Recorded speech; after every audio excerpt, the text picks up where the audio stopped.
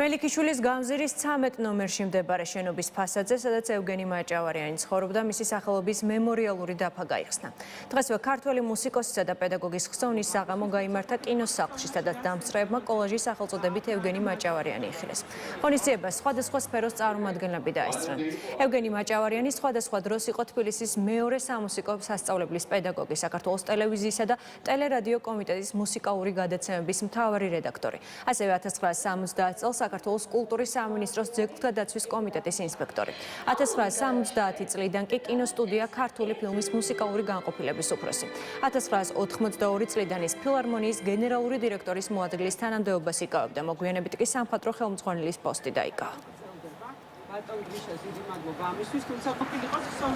გულწრფელად ვფიქრობ, რომ ევგენი მაჭავარიანი, ჟენა მაჭავარიანი ერთ-ერთი საუკეთესო მუსიკათმცოდნე და რაც მთავარია, ტელეჟურნალისტი, პირველი მუსიკალური ტელეჟურნალისტი, რომელმაც ნამდვილად ეპოქა დატოვა მთელი ჩვენი კულტურისთვის და ქართული საზოგადოებისთვის.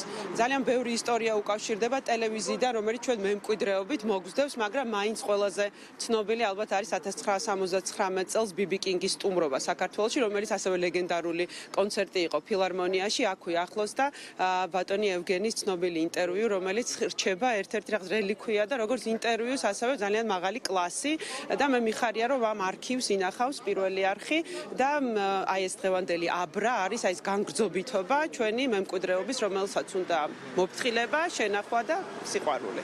მთელი ჩემი ცხოვრება როგორც ამბობენ, შეგნებული ცხოვრება დაკავშირებულია ტელევიზიასთან. ტელევიზიაში ძალიან ბევრი და კარგი ხალხი მუშაობდა და ევგენი მაჭავარიანი, რომელსაც ჩვენ ჟენიას ვეძახოდით, ყველაფერში გამორჩეული იყო. მე მასთან ერთად რამდენიმე გადაცემის გაკეთება მომიწია და ძალიან მინდოდა, რომ ეს ადამიანი ყოველთვის ყოფილიყო მოსაგონარი და საპატივცემულო და ამიტომაც გადავწყვიტე, რომ გამეკეთებინა პატარა ვიდეო კოლაჟი და მემორიალური დაფა. და კმაყოფილი ვარ, რომ ეს გავაკეთე მეც და ჩემი სტუდიის პიონერ ფილმის წევრებიც.